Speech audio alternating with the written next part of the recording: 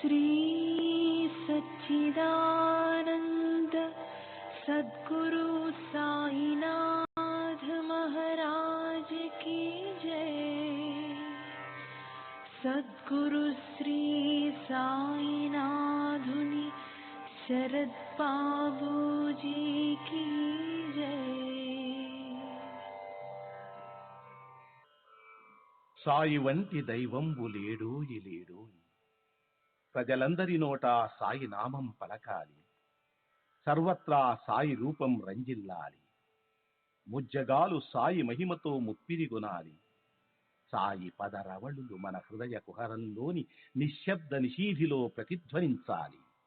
ప్రణవనాద వీచికల్లా సాయి జ్ఞాన సౌరభాలు సర్వత్రా వ్యాపించాలి. ఆ సుజ్ఞాన సౌరభాల ఆస్వాదనలో మన మనసులు మత్తెక్కాలి.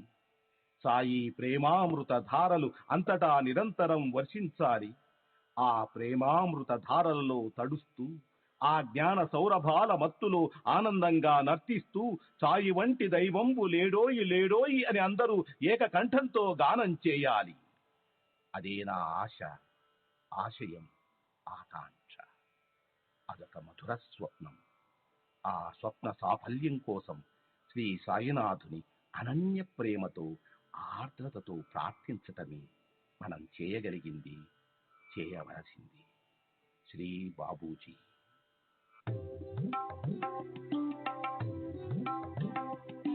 Sai Baba, Sai Baba, Sai Baba, Sai Baba.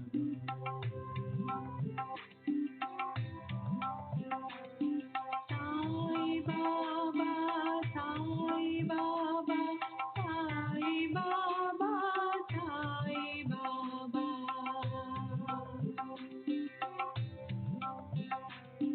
Sai Baba, Sai Baba, Sai Baba, Sai Baba.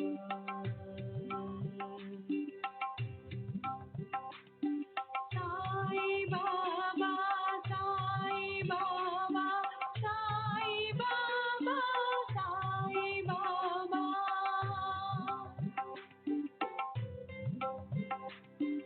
Sai Baba, Sai Baba, Sai Baba, Sai Baba, Sai Baba, Sai Baba, Sai Baba,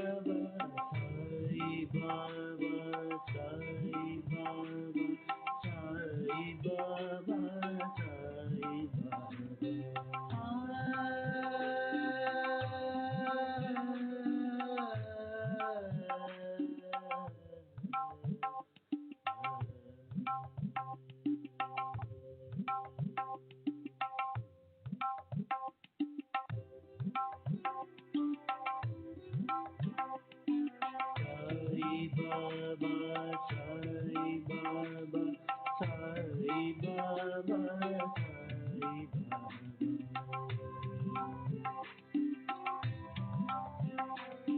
Sai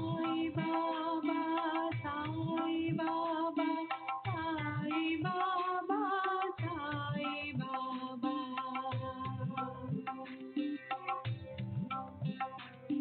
Sai Baba Sai Baba, Sai Baba, Sai Baba, Sai Baba.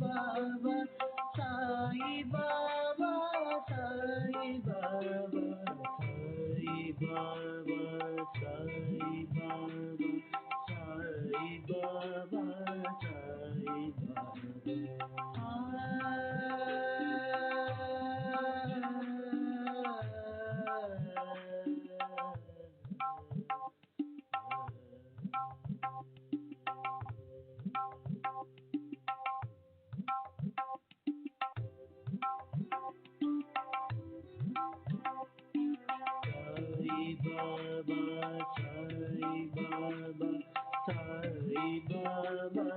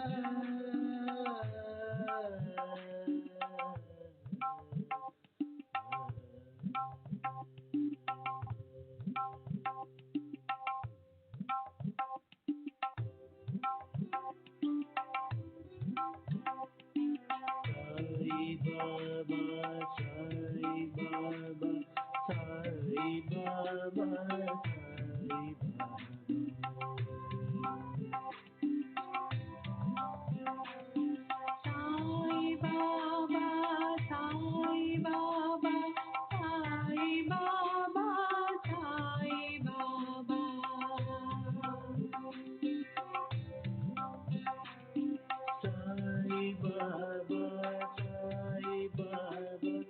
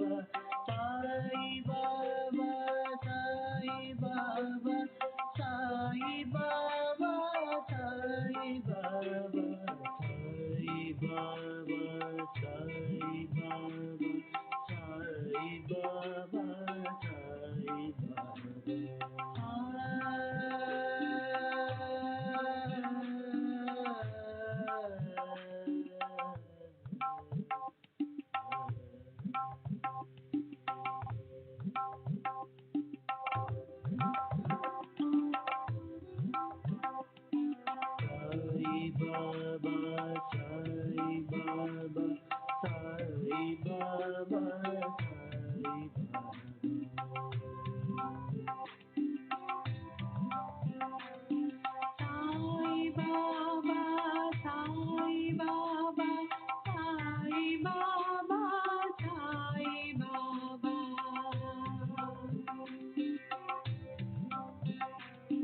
Sai Baba, Sai Baba, Sai Baba, Sai Baba.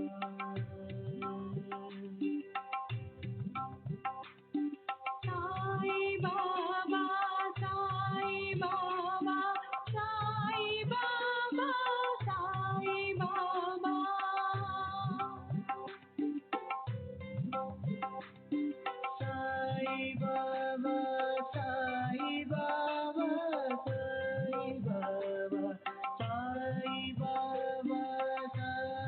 Baba, Sai Baba, Sai Baba, Sai Baba, Sai Baba, Sai Baba, Sai Baba, Sai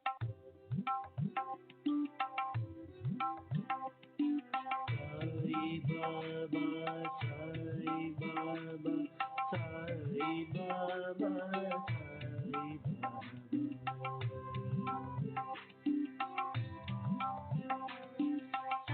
Sai Baba, Sai Baba, Sai Baba, Sai Baba, Sai Baba, Sai Baba,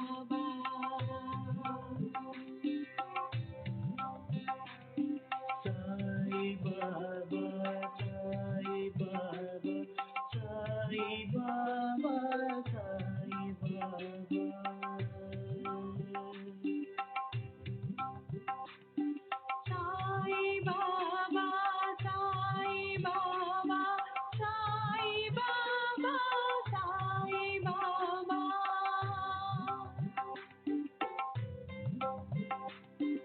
Sai Baba, Sai Baba, Sai Baba, Sai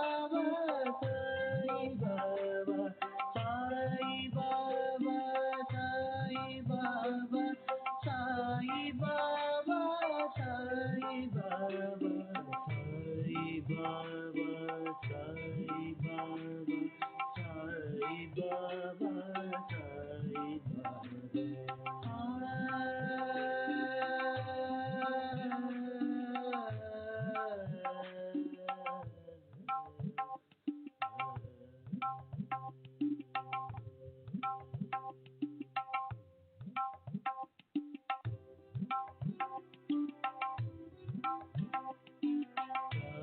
Baba, Sai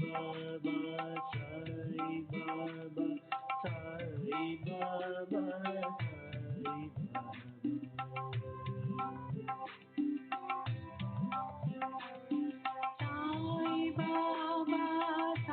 Sai Baba, Sai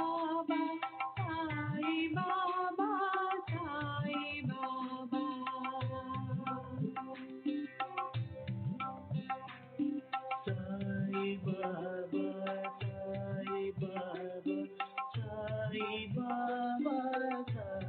Baba.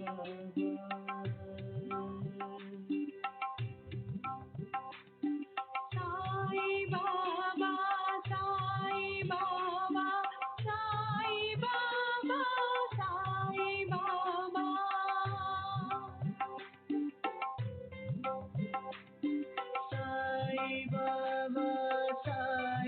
Baba,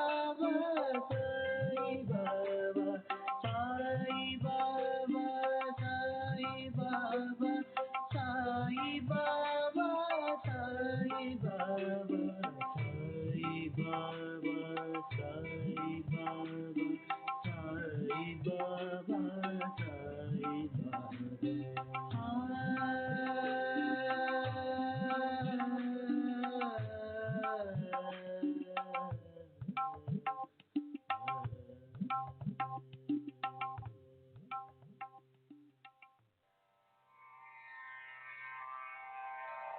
Sai Shri सच्चिदानंद सद्गुरु साईनाथ महाराज की जय।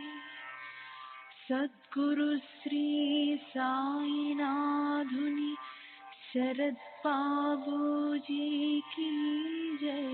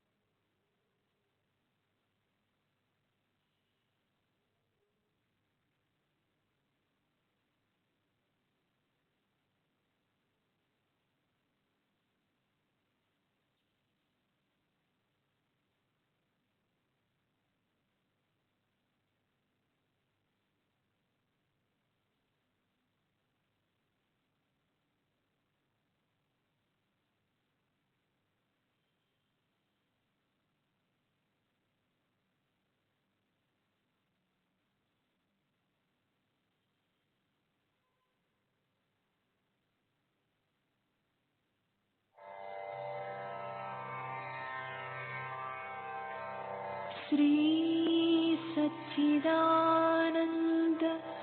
सद्गुरु साईनाथ महाराज की जय।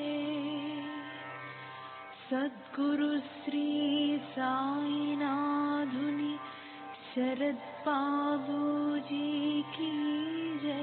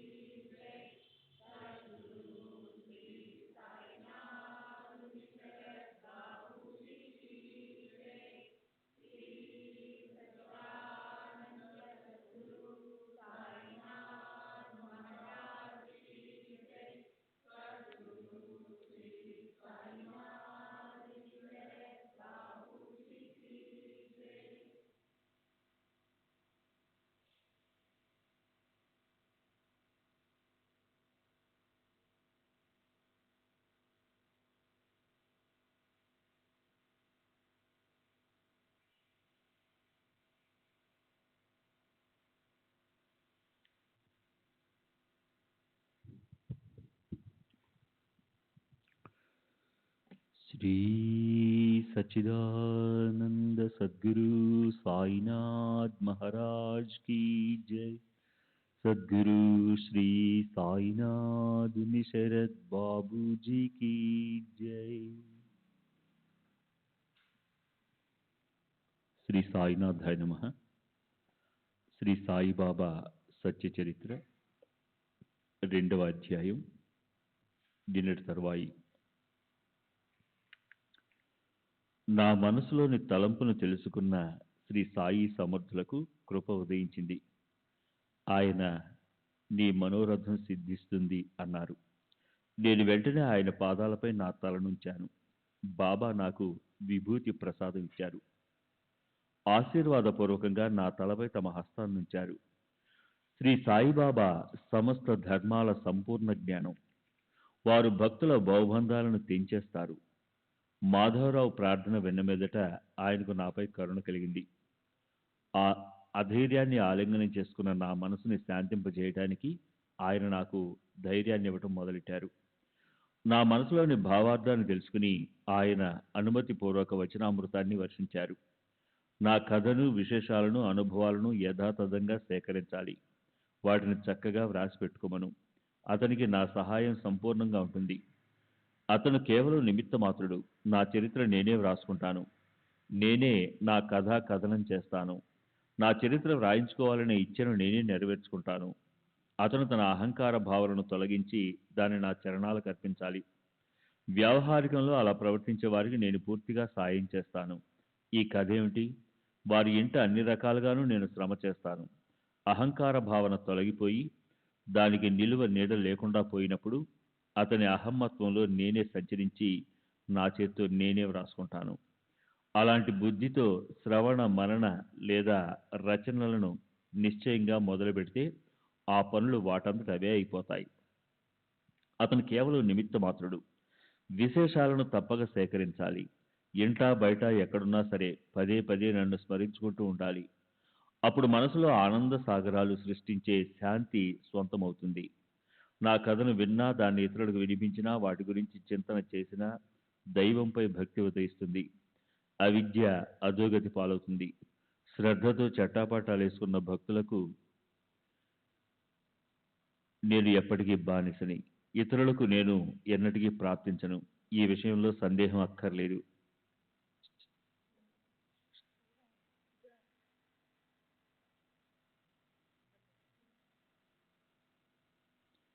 నిజమైన శ్రద్ధతో కథను వింటే శ్రోతల మనసులో నిష్ఠ జాగృతమవుతుంది.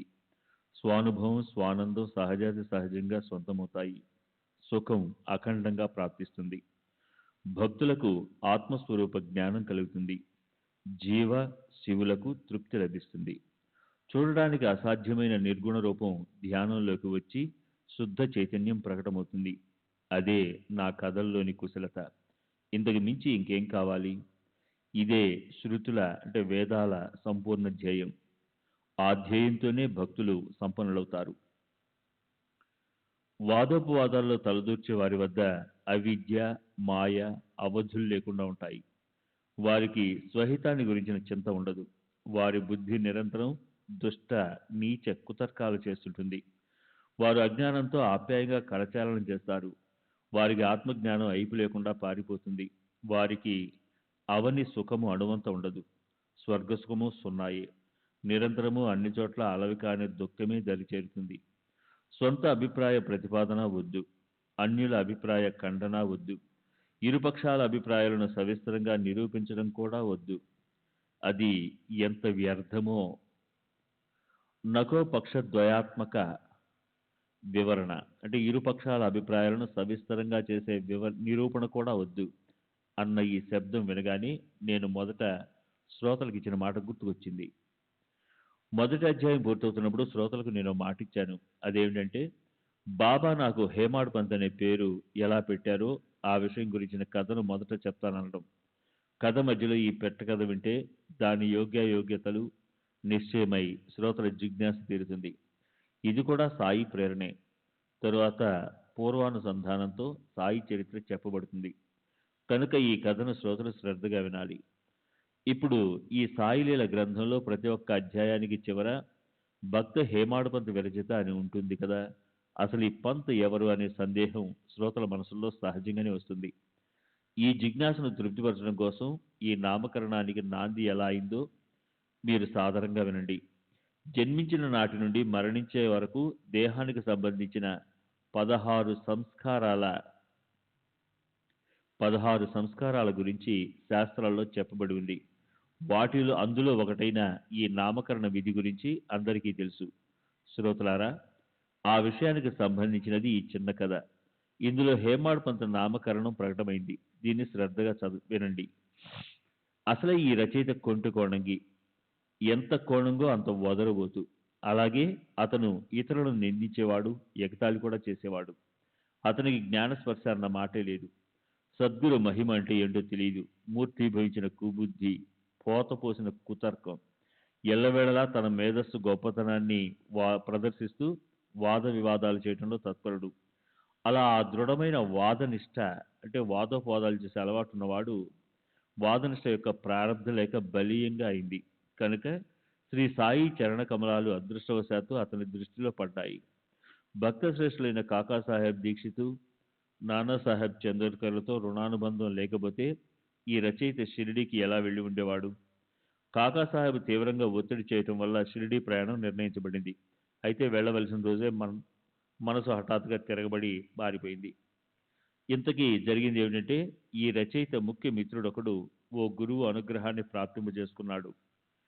తన గురువుతో ఉపదేశాన్ని పొందిన అతను తన కుటుంబంతో కలిసి లోనవాలలో ఉంటున్నప్పుడు ఒక విచిత్ర సందర్భం వచ్చింది. అతని ఒక్కగానొక కొడుకుండేవాడు. వాడు చాలా పుష్టిగా ఉండేవాడు, ఉత్తమ గుణసంపన్నుడు కూడా. అతను పరిశుద్ధమైన ప్రదేశంలో ఉంటూనే తీవ్రమైన జ్వరంతో కంపించిపోయాడు. ఉపశమనానికి మానవ ప్రయత్నాలన్నీ చేశారు. దైవ సంబంధమైన ఉపాయాలు చేశారు. తాయెత్తులు కట్టారు, దిష్టి తీశారు. చివరికి తమ గురువుని తీసుకొచ్చి పిల్లవాడి దగ్గర కూర్చోబెట్టారు. అయినా ఆ పిల్లవాడు మృత్యువాత పడ్డాడు. ఆ కఠిన సందర్భాన్ని చూసి ఆ భయంకర సంకటాన్ని నివారించడానికి పిల్లవాడి దగ్గరికి గురువుని తీసుకుని వచ్చి కూర్చోబెట్టడం అంతా వ్యర్థమైపోయింది.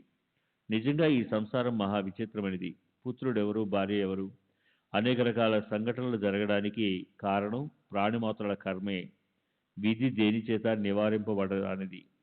ఈ చెడు వార్తను వినగానే, ఈ చెడు వార్త చెవిని పడగానే మనసుకు చెప్పరానంత దుఃఖం కలిగింది. మనసులో ఈ ఆలోచన వచ్చింది. ఒక్కగానొక పుత్రుడిని రక్షించలేకపోయాక గురువు వల్ల ఉపయోగం ఏమిటి?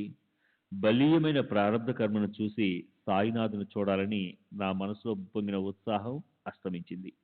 షిరిడి పోవడానికి విముఖత కలిగింది. అసలు షిరిడికి ఎందుకు పోవాలి? నా మిత్రుడికి ఎందుకు ఇలాంటి పరిస్థితి కలిగింది? గురు సాంగత్యం వల్ల ఇదేనా లాభం? గురువు మన కర్మకు ఏం చేస్తారు?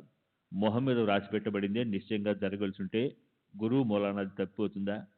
ఈ విచారణతో షిరిడీకి వెళ్లాలన్న ఆలోచన అలాగే ఆగిపోయింది. మన స్థానాన్ని ఎందుకు వదులుకోవాలి? దేనికోసం గురువు వెంట పరుగులు పెట్టాలి? సుఖంగా ఉన్న ప్రాణాన్ని దుఃఖంలో ఎందుకు పడేసుకోవాలి? దేనికోసం ఈ ప్రయాసపడాలో నాకు అర్థం కాలేదు. దైవయోగంతో జరగవలసిన సుఖ దుఃఖాలు అనుభవించవలసిందే. అలా జరగటం ముందు మన ప్రయత్నాలేవి పనిచేయనప్పుడు గురువు వద్దకు వెళితే మాత్రం ఏమవుతుంది? ఎవరు చేసిన కర్మ అంటే పాపపుణ్యాలు వద్దన్నా సరే వారు అనుభవించి తీరవలసిందే.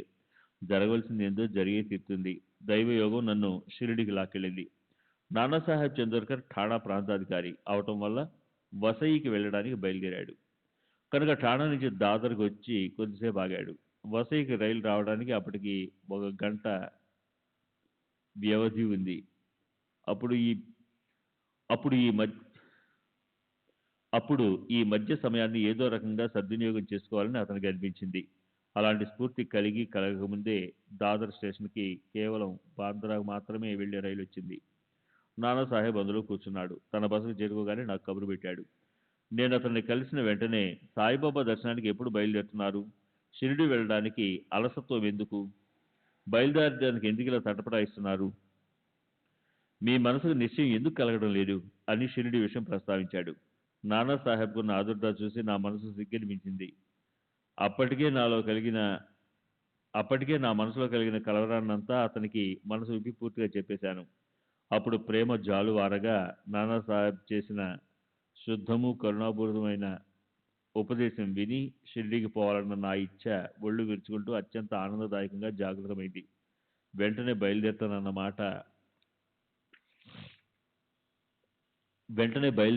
మాట నా నుంచి తీసుకున్న తరువాతే నానాసాహెబ్ తన ప్రయాణం కొనసాగించాడు. నేను కూడా వెనుదిరిగి వెంటనే షిరిడి బయలుదేరాలని నిశ్చయించుకున్నాను. శ్రీ సచ్చిదానంద సద్గురు సాయినాథ్ మహారాజ్ కీ జై. సద్గురు శ్రీ సాయినాథ్ శరద్ బాబూజీ కీ జై.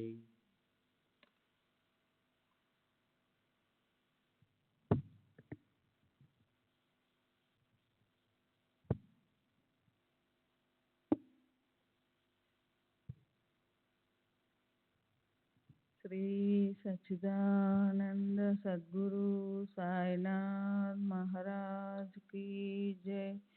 సద్గురు శ్రీ సాయినాథుని శరత్ బాబూజీ కీ జై.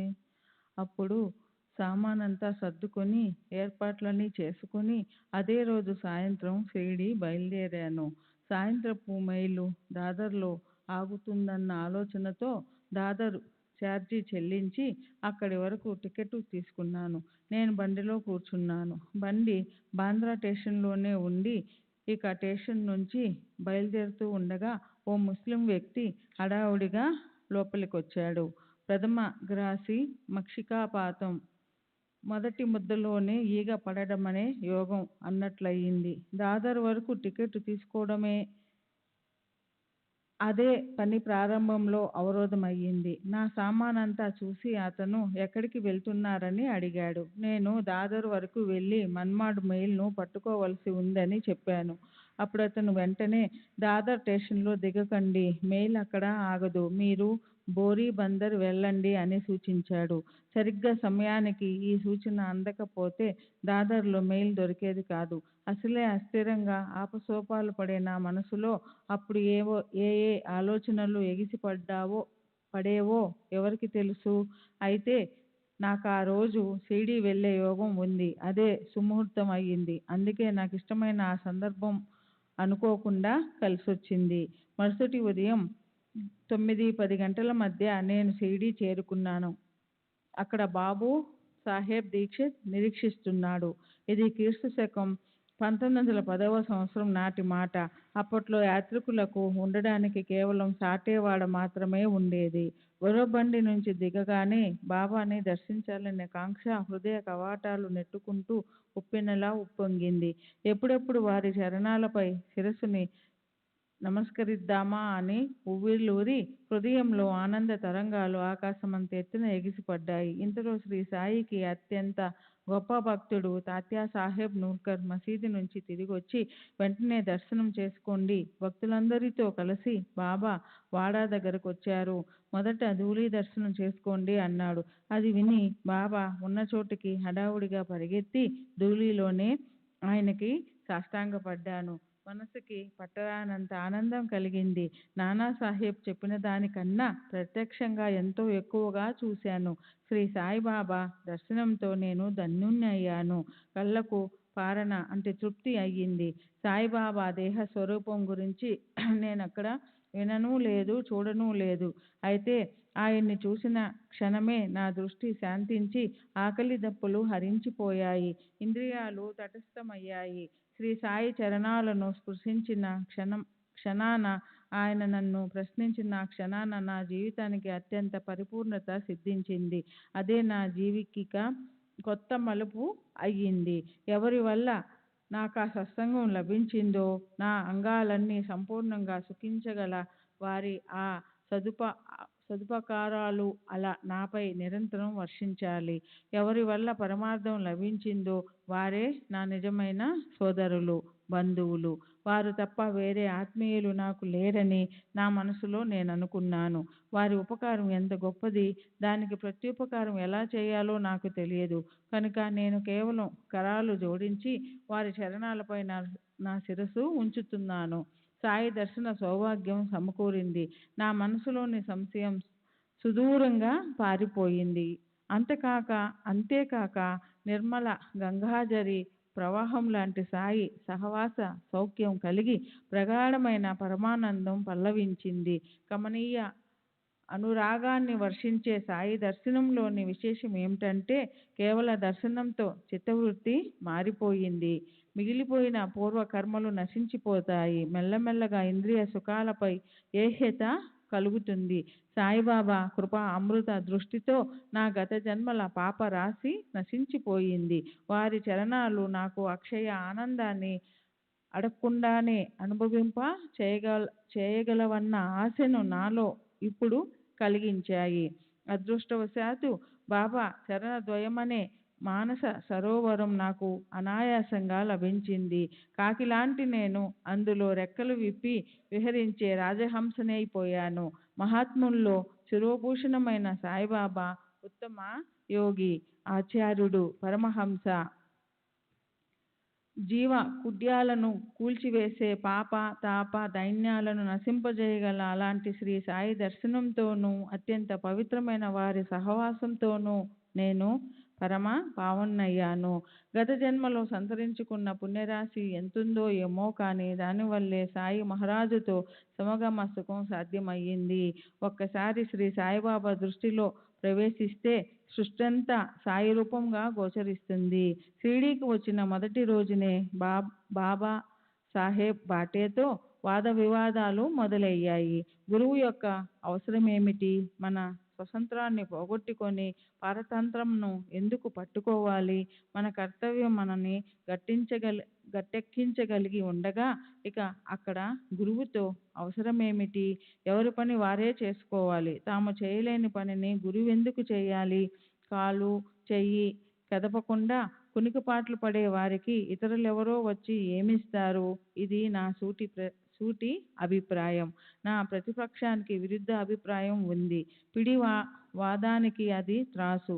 అందుకే ఆ వాదం అలా నడుస్తూ ఉండిపోయింది. శరీరంలో భయంకర దేహాభిమానం ఉంటేనే అక్కడ వాదోపవాదాలు ఉత్పన్నమవుతాయి. అదే అహంభావానికి గుర్తు. అది లేకపోతే జగత్తులో వాదాలుండవు. సరే, వేద పారంగతుడు పండితుడు అయినప్పటికీ అతని మీద గురుకృప లేకపోతే అతను కేవలం పుస్తక జ్ఞానంలో మాత్రమే ముక్తుడు అని ఎదుటిపక్షం వారి దృఢమైన అభిప్రాయం. విధి గొప్పదా లేక కర్తృత్వం గొప్పదా అనే విషయం గురించి భయంకరంగా వాదోపవాదాలు నడిచాయి. నేను కేవలం దైవం మీద భారం వేస్తే ఏమవుతుంది అన్నాను. దానికి వ్యతిరేక పక్షం వారు జరగవలసిన దాన్ని అడ్డుకోలేం, భవిత్యవాణి ఆపలేం. నేను అనే వారంతా అలసిపోయారు. విధి ముందు ఎవరు నిలబడగలరు? ఒకటి చేస్తూ ఉంటే మరొకటి పుట్టుకొస్తుంది. మీ మేధస్సుని పక్కన పెట్టండి. అయితే నా అభిమానం నోరు మూసుకొని కూర్చోలేదు. నేను అలా ఎలా అంటారు? అంతా చేసేవారిదే.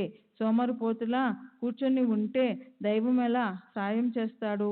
ఉద్ధరేదాత్మ ఆత్మానం, తమని తామే ఉద్ధరించుకోవాలి అని స్మృతి గొంతు చించుకొని చెప్తుంది. దాన్ని తిరస్కరిస్తే సంసార సాగరం నుంచి దాటడం కష్టం. ఎవరిది వారే చేసుకోవలసి ఉంది. అలాంటప్పుడు గురువు వెనుక పడడం ఎందుకు? మనం జాగరూకమవకుండా కేవలం గురువు ఉన్నంత మాత్రాన ఏం లాభం? వాస్తవాలను అవాస్తవాలను మంచి చెడులని ఆలోచించే బుద్ధిని, మన సాధనని, మన చిత్తశుద్ధిని వీటన్నిటినీ వదిలేసే మూర్ఖుడికి గురువు సిద్ధిని ఎలా ఇస్తాడు? చివరికి వాదన ముగియనూ లేదు. దాని నుంచి ఏ విధమైన ఫలితం కూడా కలుగలేదు. పైగా మనశ్శాంతిని పోగొట్టుకున్నాను. ఇది నేను సంపాదించినది. అలా వాదోపవాదాలు చేసి చేసి ఎవరమూ కూడా ఏ మాత్రమూ అలసిపోలేదు.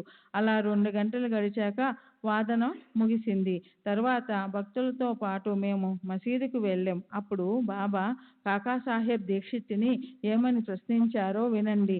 వాడాలో ఏం జరుగుతుంది? ఏమిటా వాదన? ఎందుకు దెబ్బలాడుతున్నారు? తర్వాత నా వైపు నిశితంగా చూస్తూ ఆయన ఇలా అన్నారు. ఈ హెమాడ్ పంతు ఏమంటున్నాడు? వాడా నుంచి మసీదుకు బాగానే దూరం ఉన్నా బాబాకి విషయం ఎలా తెలిసిందబ్బా? ఇది నాకు చాలా ఆశ్చర్యం అనిపించింది. సరే, ఈ ప్రకారంగా కఠోర శబ్దాలొచ్చి తీవ్రంగా తగిలినప్పుడు నేను మౌనాన్ని ఆశ్రయించాను. లజ్జతో నా తల క్రిందికి వంగిపోయింది.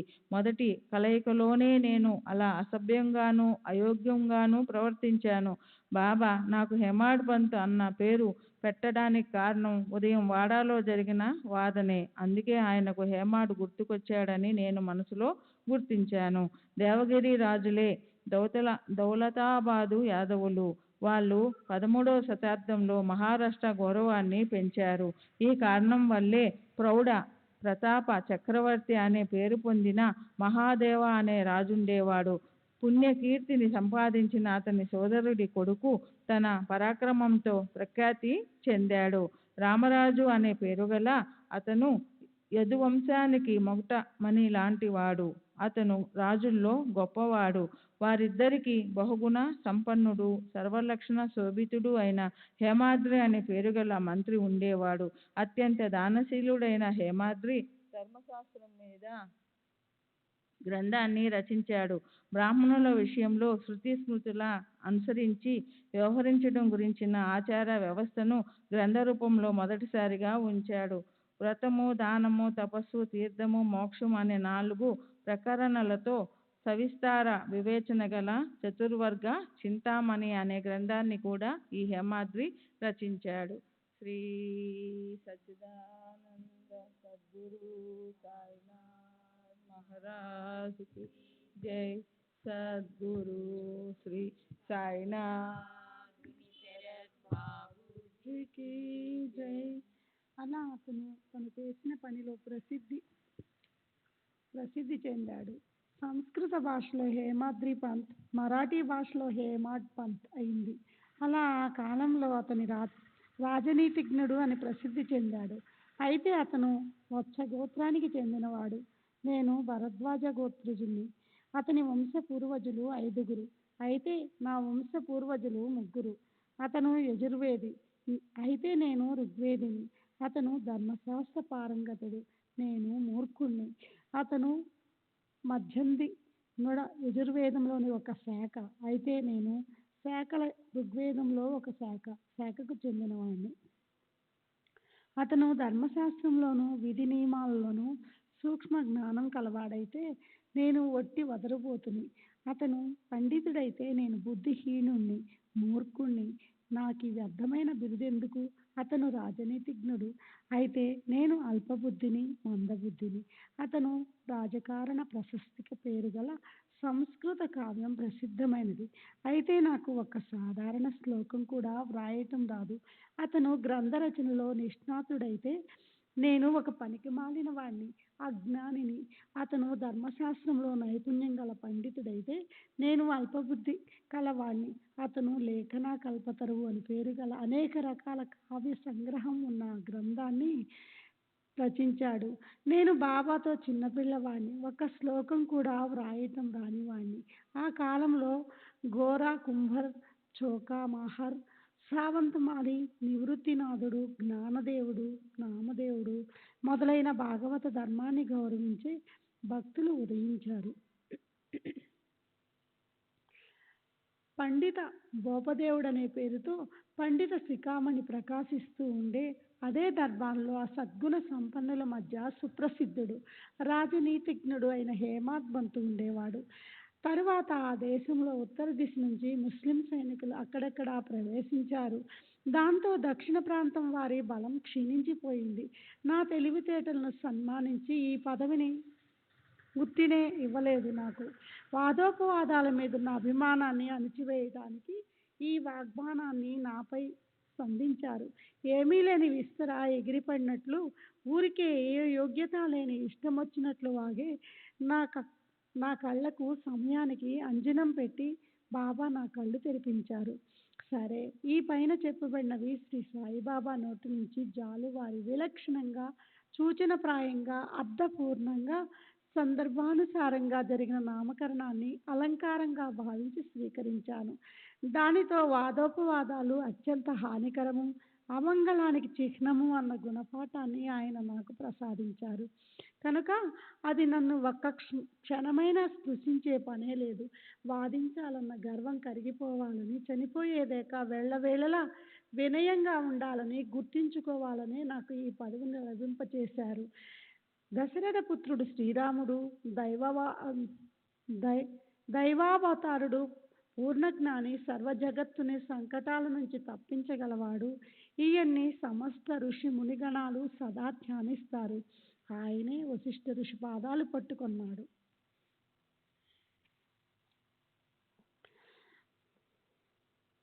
శ్రీకృష్ణుడు సాక్షాత్ పరబ్రహ్మ స్వరూపం, అయితే ఆయన కూడా గురువుని ఆశ్రయించాడు. ఆయన గురువు సాందీపుని ఇంట్లో కట్టెలు మోయవలసి వచ్చింది. ఎన్నో ప్రయాసలకు వచ్చారు. ఇక అక్కడ నేనెంతటి వాణ్ణు? నేనింకా ఏం చెయ్యాలి? వాదనల్లోకి ఎందుకు దిగాలి? గురువు లేకుండా జ్ఞానం లేదా పరమార్థం లభించటం అసాధ్యం. ఈ విషయాన్ని శాస్త్రాలు దృఢపరిచాయి. వాదోపవాదాలు చేయటం మంచిది కాదు. ఎవరితోనూ పోటీ పడకూడదు. మనలోనూ శ్రద్ధ, సహనం, పరస్పర కరచాలనం చేయకపోతే పరమార్థాన్ని ఏమాత్రం సాధించలేం. తరువాత అది కూడా అనుభవంలోకి వచ్చింది. ఈ ప్రకారంగా ఆ గౌరవప్రదమైన పేరును నేను ప్రేమపూర్వకంగా, మంచి మనస్సుతో, పవిత్ర హృదయంతో స్వీకరించాను.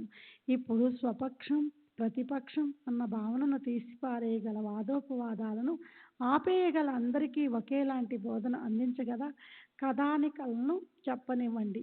ఈ గ్రంథ ప్రయోజనాన్ని, అధికారాన్ని, అనుబంధాన్ని చూపించి గ్రంథకారుడి నామకరణ వర్ణనను వినిపించాను.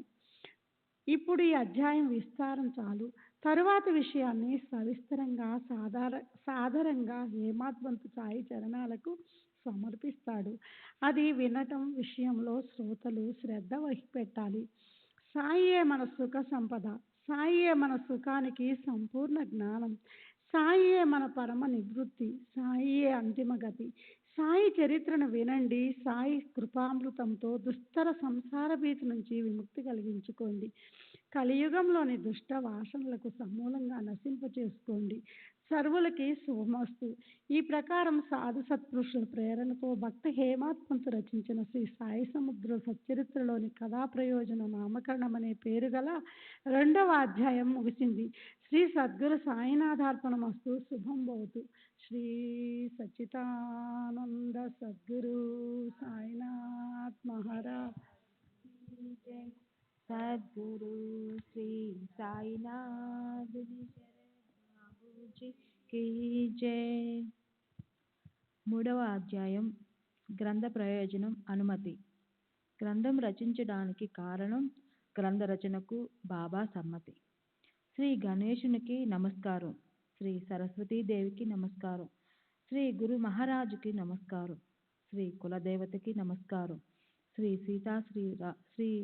సీతా శ్రీ రామచంద్రులకి నమస్కారం, శ్రీ సద్గురు సాయినాథునికి నమస్కారం. ఇప్పుడు జరిగిన కథ చెప్పవలసి ఉంది. శ్రీ సాయిబాబా పూర్తిగా అభయమిచ్చి చరిత్ర వ్రాసేందుకు నా అనుమతి పూర్తిగా ఉంది.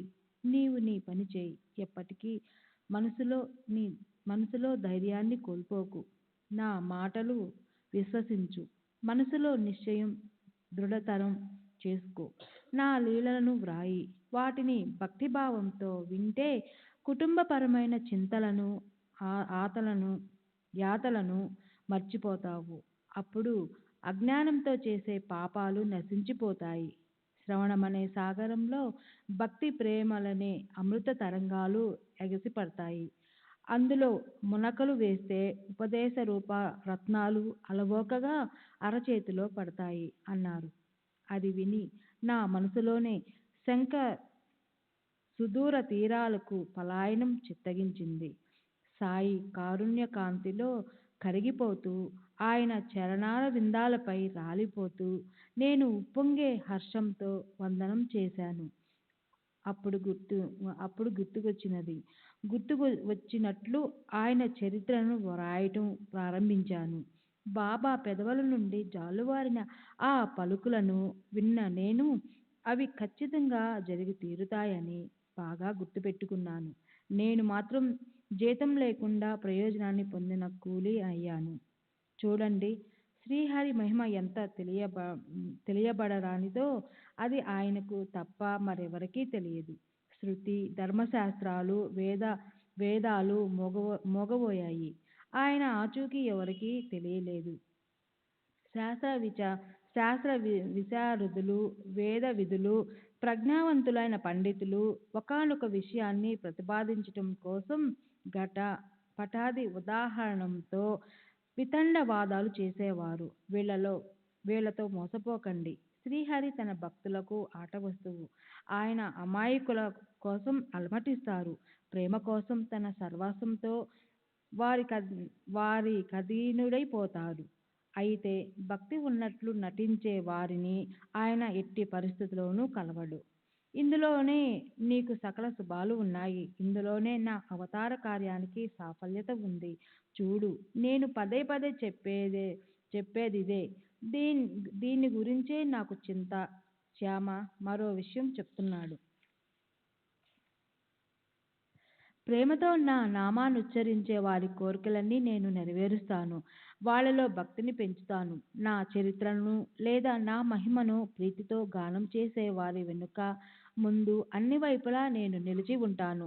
నా కోసం జీవ ప్రాణాలను లెక్క పెట్టకుండా నాలో లీనమైన వారికి ఈ కథ విన్నప్పుడు ఆనందం కలగడం సహజం. అయితే నా కీర్తన చేసే ఇతరులకు కూడా నేను సంపూర్ణంగా ఆనందాన్ని కలగజేస్తాను. వారికి శాశ్వత సుఖ సంతృప్తులు ఇస్తాను. ఇది నా వాగ్దానం. విశ్వసించు. నన్ను అనన్యంగా శరణు వచ్చిన వారిని, పూర్తి విశ్వాసంతో నా భజన చేసేవారిని, నన్నే చింతిస్తూ నన్ను స్మరించే వారిని నేను ధరిస్తాను. అదే నా ప్రతిజ్ఞ. గుండెల నిండా నా నామాన్ని నిరంతరం నిలుపుకొని, నా పట్ల భక్తిని పెట్టుకొని, నా పారాయణ చేస్తూ నన్నే ధ్యానించే వారికి విషయాలనేవి ఎక్కడ గుర్తుంటాయి? నా కథను కేవలం విన్నంత మాత్రాన రోగం నయమవుతుంది. నా భక్తులను నేను కాలుడి కరాల దంస్ట్రల నుంచి కాపాడుతాను. నా కథలను శ్రద్ధగా విని పూర్తిగా మననం చేయాలి. మననం చేసిన దాన్ని నిధిధ్యాసన చేయాలి. అప్పుడు తృప్తి కలుగుతుంది. అహం సోహం భావన కరిగిపోతుంది. శ్రోతల మనసు ఏకోన్ముఖమవుతుంది. పరిపూర్ణ శ్రద్ధ వల్ల ఉన్మని స్థితి, పరమేశ్వర చింతనలో లీనత కలుగుతుంది. చిత్తం చైతన్యంతో నిండిపోతుంది. సాయి సాయి అనే నామస్మరణ కలియుగాల సారం ఉత్పన్నమయ్యే దుష్ట వాసనలన్నిటినీ దగ్ధం చేస్తుంది. ఒక్కసారి చేసే సాష్టాంగ నమస్కారంతో మాట్లాడటం వల్ల లేదా వినికిడి వల్ల కలిగిన పాపాలు నశించిపోతాయి. శ్రీ సచ్చిదానంద సద్గురు సాయినాథ్ మహారాజ్ की जय। सद्गुरु श्री साईनाथ शरद बाबू जी की जय। గ్రంథ రచన అనేది సాధారణమైన పనేమీ కాదు. అయినప్పటికీ బాబా ఆజ్ఞను నేను నమ్రతతో అంగీకరించాను. బాబా లాంటి ఔదార్యవంతుడైన దాత ఉండగా నేను హైన్యంగా దైన్యంగా ఎందుకుండాలి? కొందరి చేత ఆయన దేవాలయాలు నిర్మింప చేయించారు. కొందరిని హరికథా సంకీర్తనల్లో లీనం చేయించారు. కొందరిని తీర్థయాత్రలకు పంపారు. నన్ను రచనలో కూర్చోపెట్టారు. అందరికన్నా అల్పజీవిని నేను. అయితే ఆ కరుణామృత సాగరులు, అత్యంత దయాళులు సాయి నా పట్ల ఎందుకులా ప్రసన్నులైనారో నాకు తెలియదు. గురుకృప ఎంత ఆశ్చర్యకరమైనదంటే అది రవ్వంత తడిలేని చోట కూడా ఎండి మోడైన వృక్షాలకు సైతం పూలను ప్రసాదిస్తుంది. ఏమాత్రం ప్రయత్నం లేకుండా వాటిని ఫలాలతో నింపేస్తుంది. కొందరు మఠాలను నిర్మిస్తారు. కొందరు దేవాలయాలు లేదా స్నానఘట్టాలను కట్టిస్తారు. నేను చరిత్ర రచనని సరళ మార్గంలో అవలంబిస్తాను. కొందరు సన్మార్గపూర్వకంగా పూజ చేస్తారు. కొందరు సుతారంగా చేత్తో పాద సంవాహన చేస్తారు. అయితే నాకు గుణ సంకీర్తన చేయాలని ముచ్చటగా ఉంది. కృతయుగంలో పరమేశ్వర ధ్యానంతోనూ, త్రేతాయుగంలో యజ్ఞం చేస్తేనూ, ద్వాపరయుగంలో పూజతోనూ ప్రాప్తించేదంతా కలియుగంలో గురుభజనతోనూ, భగవంతుని నామఘోషతోనూ ప్రాప్తిస్తుంది. నేనసలు ఏ యోగ్యత లేనివాణ్ణి. నా దగ్గర పూర్తిగా చింకిగుడ్డలే ఉన్నాయి. సరైన వస్త్రం ఒకటి కూడా లేదు. నా వద్ద అనేక విషయాల పరిజ్ఞానం ఉంది, కానీ అందులో ఒక్కదాని గురించైనా పరిజ్ఞానం లేదు. మరిలాంటి పెద్ద కఠిన కార్యాన్ని నేనెలా స్వీకరించాలి? ఏ ప్రయత్నం చేయకుండా హాయిగా కూర్చుందామంటే ఆజ్ఞను ఉల్లంఘించిన పాపం పట్టుకుంటుంది. శ్రీ సచ్చిదానంద సద్గురు సాయినాథ్ మహారాజ్ की जय।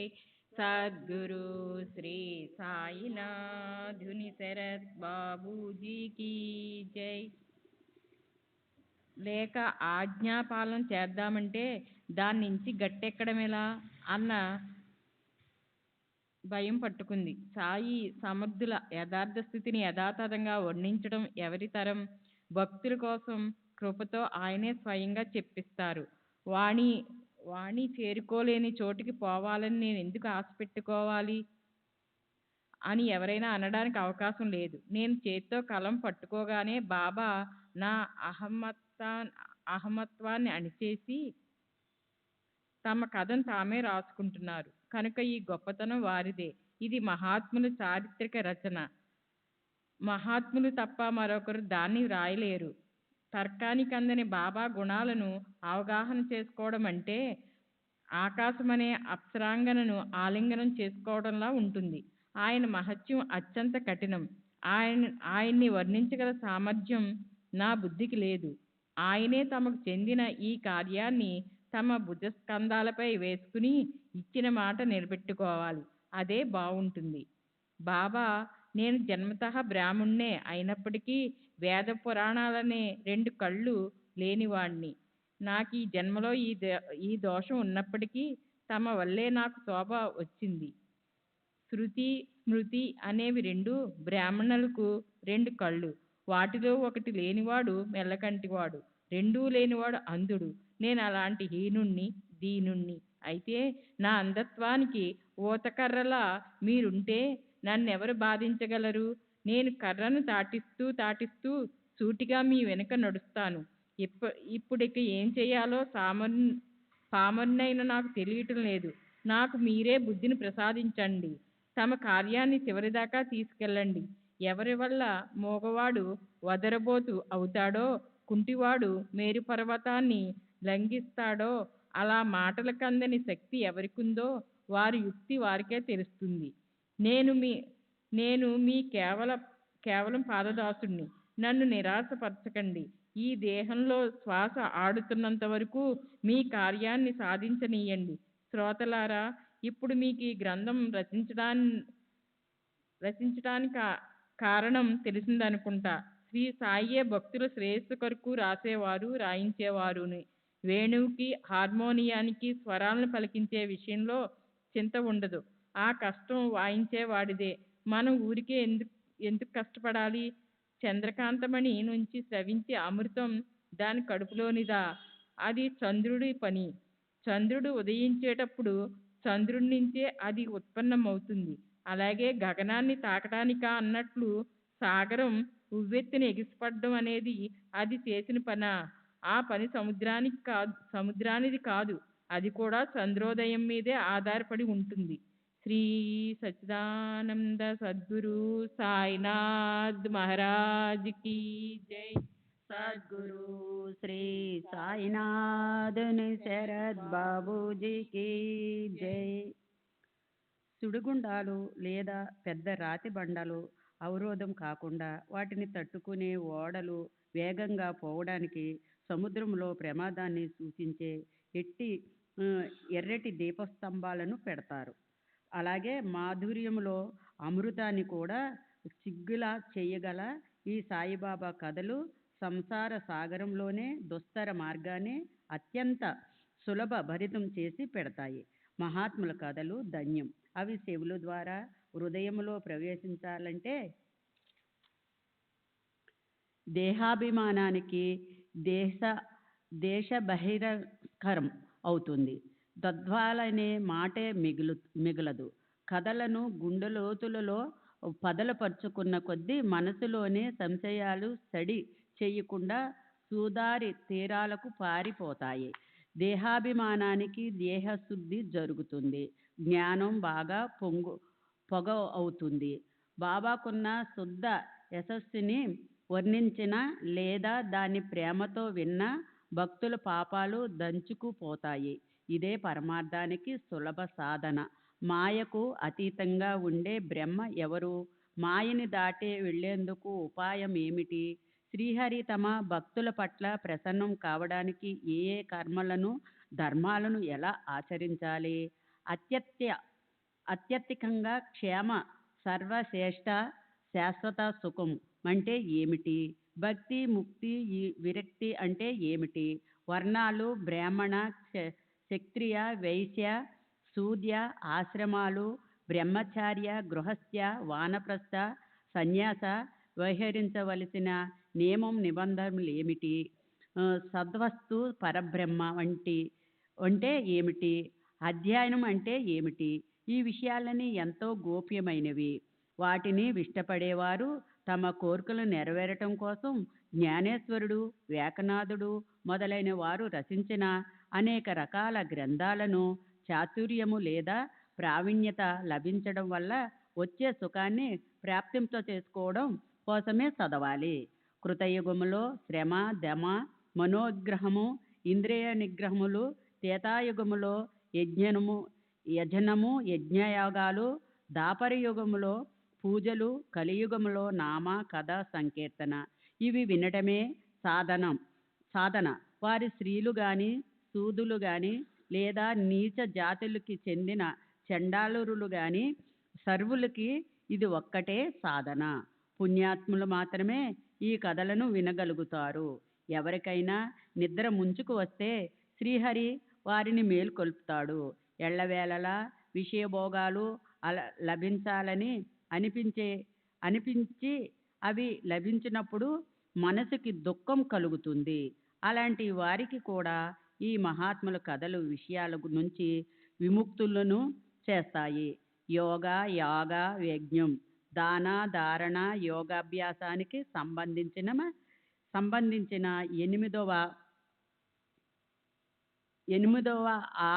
ఎనిమిది, 6వ, 7వ అంగములు చేయడానికి ఎంతో కష్టపడవలసి వస్తుంది. అయితే ఈ కథలు వినడానికి ఒక అవధానం తప్ప మరే విధానమైన కష్టము పడనక్కర్లేదు. అలాంటి శ్రీ సాయినాథుని పరమ పవిత్ర కథలను మద్యపానం, దొంగతనం, గురుపత్ని గమనం, ఈ పాపాలు చేసేవారితో సంబంధం పెట్టుకోవడం దగ్ధమై స్వాభావికమైన వాస్తవిక రూపం అత్యందింపబడిపోయింది. ఈ అత్యందన ఈ కథలను వినడంతో తొలగిపోతుంది. మనం స్వస్థసిద్ధమైన ఆత్మ నిజస్వరూప పరిస్థితిని గోచరమవుతుంది. ఈ కథలను మరణం చేసే వరకు గుర్తుంచుకోవాలి. వాటిని నిరంతరం మనసారా అభ్యాసం చేయాలి. సంసారమనే అరణ్యంలో దగ్ధమవుతున్న వారికి ఆనంద ప్రభోనాలు వెదజల్లే శాంతినే మనసుకు తృప్తి లభిస్తాయి. ఈ కథలను భక్తి భావంతో పఠించిన లేదా విన్న సాయి ధ్యానం దానంతటదే కుదరగాక. ఆయన సగుణ రూపం కళ్ళకి కనిపించుగాక. శ్రీ సచ్చిదానంద సద్గురు సాయినాథ్ మహారాజ్ की జై. సద్గురు శ్రీ సాయినాథ్.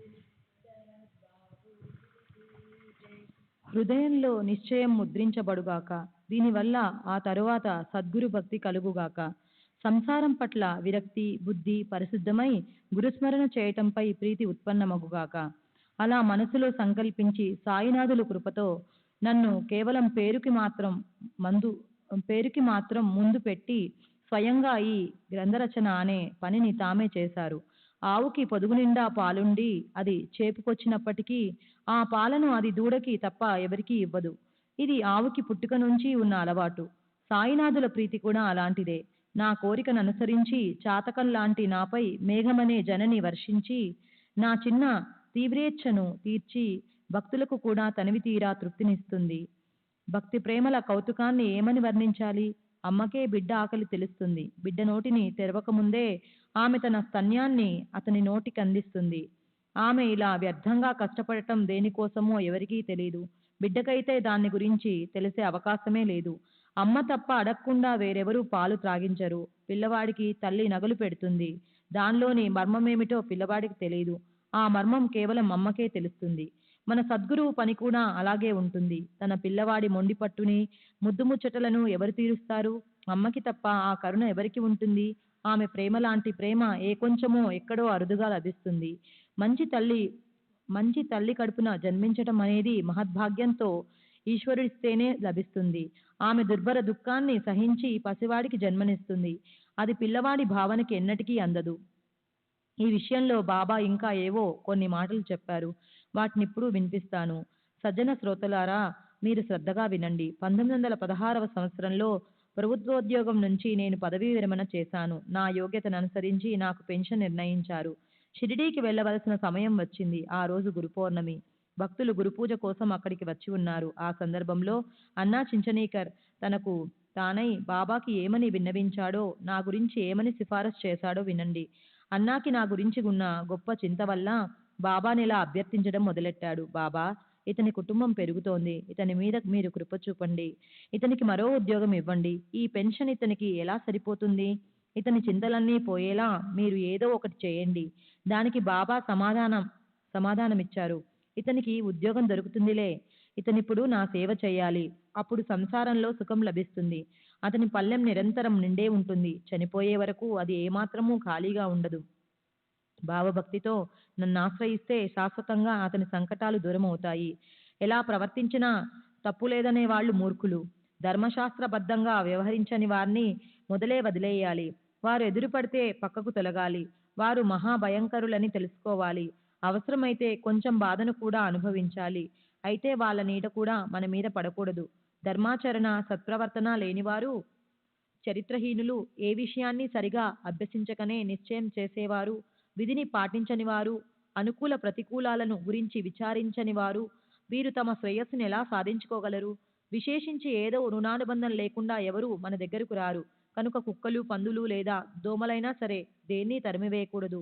ఇక ముందు ఇతను నాకు భక్తిభావంతో సేవ చేస్తే దేవాది దేవుడికి కరుణ కలుగుతుంది. ఇతనికి ఏ లోటు కలుగని విధంగా ధనం ప్రాప్తిస్తుంది. శ్రీ సచ్చిదానంద సద్గురు సాయినాథ్ మహారాజ్ కి జై. సద్గురు శ్రీ సాయినాథ్.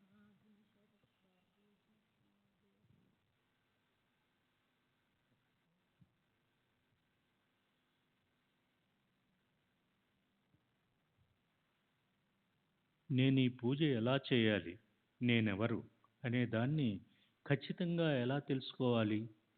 సాయి దేహం నశించిపోయేదే, మరి పూజించటానికి ఎంతో యోగ్యమైన బ్రహ్మ నశించిపోనిది అని నువ్వు అనొచ్చు.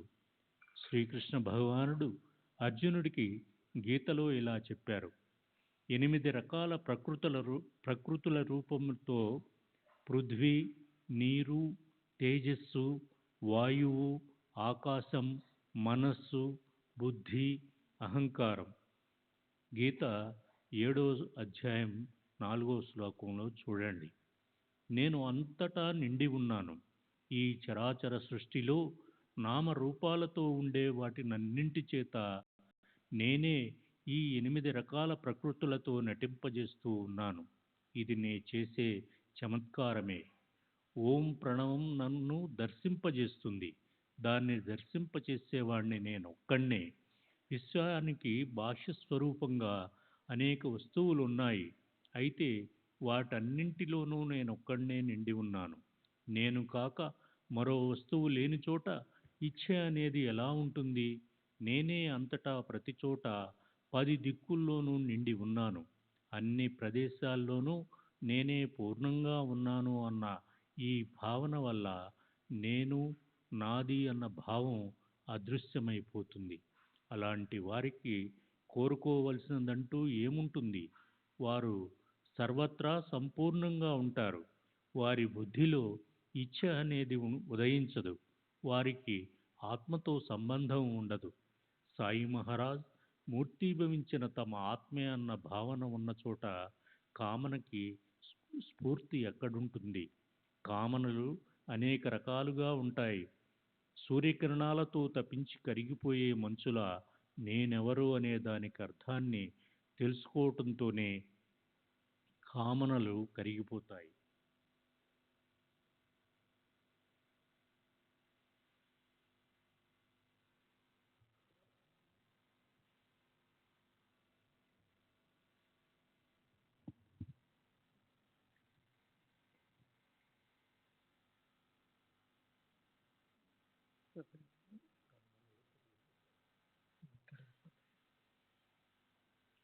మనస్సు, బుద్ధి మొదలైన ఇంద్రియాలతో సహా నేను స్థూల దేహాన్ని, విరాట్ పురుషుణ్ణి కాదు. అలాగే నేను సూక్ష్మ హిరణ్య గర్భుణ్ణి కాదు. నేను అనాదిని, సనాతుణ్ణి, సాక్షిభూతుణ్ణి. ఈ ప్రకారంగా గుణాలకి, ఇంద్రియాలకి అతీతున్నై నాకు విషయాల పట్ల ఆసక్తి లేదు. ఈ జగత్తులో నేను లేని ఖాళీ స్థలం అంటూ లేదు. చేసేవాణ్ణి, చేయించేవాణ్ణి నేను కాదు. మనస్సు, బుద్ధి ఇత్యాది ఇంద్రియాల సమూహమంతా జడమే. వాటికి ఎక్కడ జ్ఞానం ఉంటుంది? అక్కడే విరక్తి ప్రకటమవుతుంది. జ్ఞానం పైన ఉన్న ఆవరణను దూరం చేస్తూ ఉంటుంది. అది గుర్తుంచుకో. ఎక్కడ మన ఆత్మస్వరూపం గుర్తు కూడా మిగిలి ఉండదో అక్కడే మాయ ప్రాద్భావము అంటే ఉత్పన్నం అవుతుంది. నేను చైతన్య స్వరూపంగా నిండి ఉన్నానన్న సంగతి గుర్తుపెట్టుకోబడి ఉన్న చోట శుద్ధ పూర్ణ ఆనందం ఉత్పన్నమవుతుంది. అలాంటి నా వైపుకి వృత్తిని తిప్పాలి. అదే నా సేవ, అదే నా భక్తి. నేను చైతన్యయుక్త ఆనంద స్వరూపుణ్ణి అన్న ప్రత్యక్ష అనుభవం కలిగి ప్రాప్తించే శుద్ధ అవస్థనే జ్ఞానం అంటారు. ఆయామాత్మ బ్రహ్మ అంటే ఈ ఆత్మ బ్రహ్మయే అయి ఉంది. ప్రజ్ఞ మహానంద బ్రహ్మ అంటే జ్ఞానము, ఆనందం అంటే బ్రహ్మే అంటారు. ఈ జగత్తులో వాస్తవికము సత్యము అనేది లేదు కనుక దాని విషయములో భ్రమ కలుగుతుంది. వాస్తవికమైన బ్రహ్మం నేనే. నిత్య శుద్ధ బుద్ధ అంటే జ్ఞాని. ముక్త సత్యమైన నేను సాక్షాత్తు వాసుదేవుణ్ణి. ప్రణవం అతనికే సంబంధించి ఉంది. అలాంటి నాకు శ్రద్ధతో భక్తిపూర్వకంగా చేసే పూజ స్వతహా శుభప్రదమైనది. అలాంటి నన్ను తెలుసుకుని నా యథార్థ పూజను చేయాలి. అనన్యంగా శరణు వచ్చి నాలో ఐక్యరూపంగా అయిపోవాలి. నది సాగరాన్ని శరణు వెళ్ళిన తరువాత తిరిగి వెనక్కి వస్తుందా? కడలిని కౌగిలించుకున్న తరువాత దాని నది అన్న గుణం దానికి మిగిలి ఉంటుందా? నూనెలో తడిపిన వత్తి దీపపు జ్వాలను కలిసిన తరువాత అది స్వయముగా ద్వీప తేజస్సుగా అయిపోతుంది. మహాత్ముల చరణాలను శరణన్నప్పుడు మన స్థితి అలాగే ఉంటుంది. చైతన్యములో నిండిపోయిన అల్లా మాలిక్ అనేది తప్ప చిత్తానికి మరో చింతన ఉండని వారికి శాంతి, నిరపేక్షత, సమదర్శనం అనేవి ఉండేవారికి నేను అనేది ఎందుకుంటుంది? నిర్మత్వము, దేని పట్ల మోహము లేదా ఆసక్తి లేకపోవడం. నిరహంకృతి, ఏ కర్మను గురించి అహంకారము లేకపోవడము. నిరిద్వంద్వత్వము అంటే సుఖ దుఃఖాలు, లాభనష్టాలు లాంటి పరస్పర విరుద్ధ మనోవికారాలకు అలిప్తంగా ఉండడం అనే 4 గుణాలు ఉండే చోట అహమత్వం అనే స్థితి ఎక్కడ ఉంటుంది? తాత్పర్యం, ఈ 8 గుణాలు శ్రీ సాయి దేహములో ఉన్నప్పుడు అహమత్వానికి స్థానం ఎలా ఉంటుంది? లేదా అహమత్వానికి ఎలా ప్రయోజనాన్ని తీసుకువస్తారు? తమ అహమత్వంతో విశ్వమంతా నిండిపోయి ఉన్నవారి అహమత్వంలోని చిన్న సకలమే నాలోని అహం. దాన్ని సాయి చరణాలకు అర్పించడమే అదే నా సంపూర్ణ సేవ. నా సేవ చేస్తూ, నా భజన చేస్తూ నాకు అనన్యంగా శరణు వచ్చిన వారు నాతో ఏకరూపులవుతారు అని శ్రీ మహాభాగవత పురాణంలోని భగవంతుని వచనం. కీటకము భ్రమరాన్ని ధ్యానిస్తూ ఉంటుంది. అందువల్ల దానికి భ్రమరత్వం లభిస్తుంది. శిష్యుడి విషయం కూడా అంతేనని, శిష్యుడు తన గురువు పట్ల భక్తి కలిగి ఉంటే అతను తన గురువులాగే అయిపోతాడు. అలాగే అనే శబ్దంతో ఏ మేరు అనే భావము మనసులో వస్తుందో దాన్ని కూడా గురువు ఒక్క క్షణం పాటైనా సహించలేడు. గురువుకి శిష్యుడు తప్ప గురుత్వం లేదు. శిష్యత్వం గురుత్వం నుంచి వేరు కాదు. సరే, తమను పూజించమని ఆజ్ఞాపించారు సాయి. ఆ సాయి ఎవరు అన్నదాన్ని వ్యాఖ్యానించాను. దాన్ని దృఢపరచగల ఒక విషయం గుర్తొచ్చింది. ఉప్పెనలా ఉరికి మరీ వచ్చింది. అది చెబుతాను. ఒకసారి షిరిడీకి ఒక రోహిల్లా వచ్చాడు. అతడు చాలా రోజులు అక్కడే ఉండిపోయాడు. అతను బాబా గుణగణాలను చూసి సమ్మోహితుడైనాడు. అతనికి బాబాపై అపరిమితమైన ప్రేమ కలిగింది. దున్నపోతు లాంటి శరీరంతో పుష్టిగా ఉండి ఇష్టమొచ్చినట్లు ప్రవర్తించేవాడతను.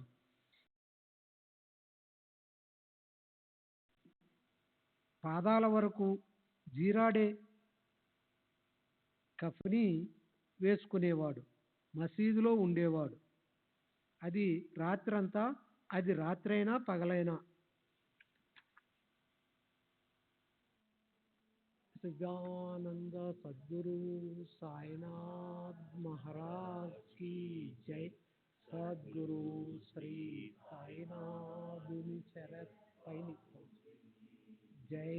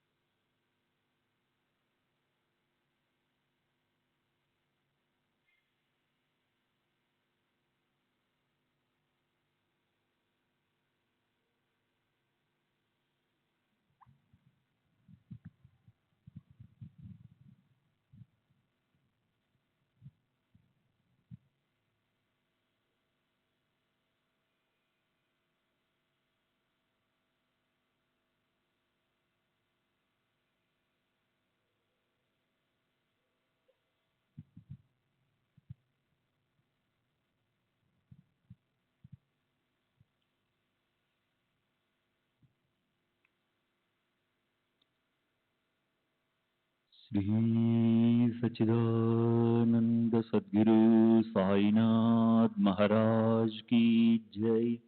सद्गुरु श्री साईनाथ शरद बाबू जी की जय. साई रहम नजर करना, बच्चों का पालन करना.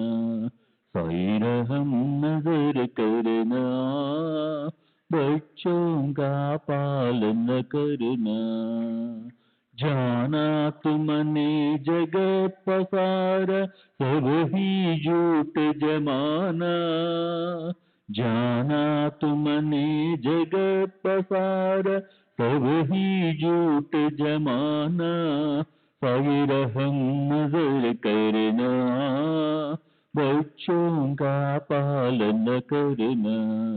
साई रहम नजर करना, बच्चों का पालन करना. मैं अंधा हूँ बंदा आपका, मुझसे पथ दिखलाना. मैं अंधा हूँ बंदा आपका, मुझसे पथ दिखलाना. साई रहम नजर करना, बच्चों का पालन करना. साई रहम नजर करना, बच्चों का पालन करना. दासगण कहे अब क्या बोलूं, थक गई मेरी रसना. दासगण कहे अब क्या बोलूं, थक गई मेरी रसना. साई रहम नजर करना, बच्चों का पालन करना. साई रहम नजर करना, बच्चों का पालन करना.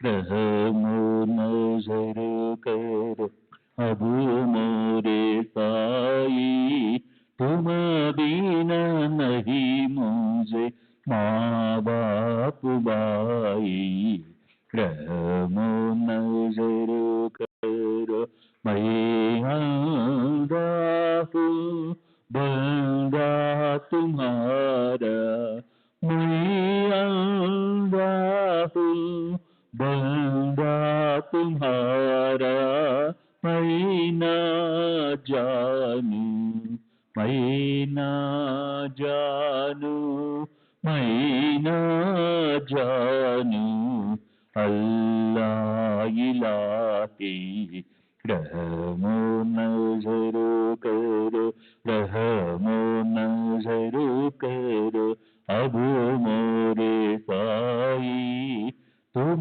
बिना नहीं मुझे माँ बाप भाई रहमो नजर करो काली जमाना मैंने गमाया काली जमाना मैंने गमाया साथी आखिर का साथी आखिर का साथी आखिर का तुम बिना कोई रहमो नजर करो रहमो नजर करो अब मोरे साई तुम बिना नहीं मुझे माँ बाप भाई रहमो नजर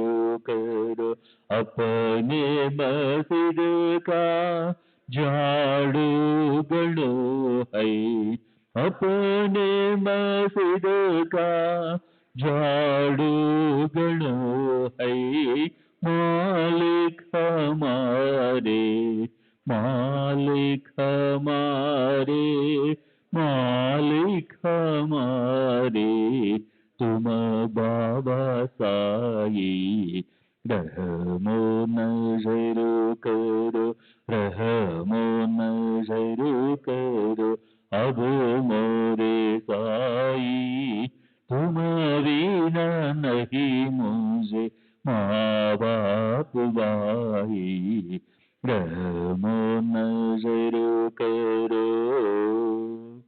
श्री सच्चिदानंद सद्गुरु साईनाथ महाराज की जय। सद्गुरु श्री साईनाथ धुनी शरद बाबू जी की जय।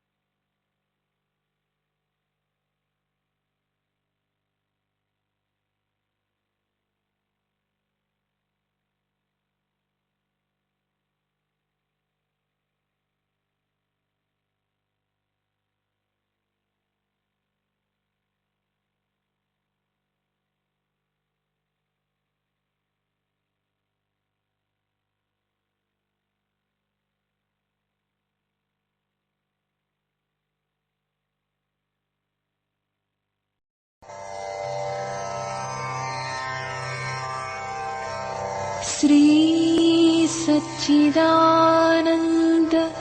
सद्गुरु साईनाथ महाराज की जय। सद्गुरु श्री साईनाथुनि शरद बाबू जी की जय।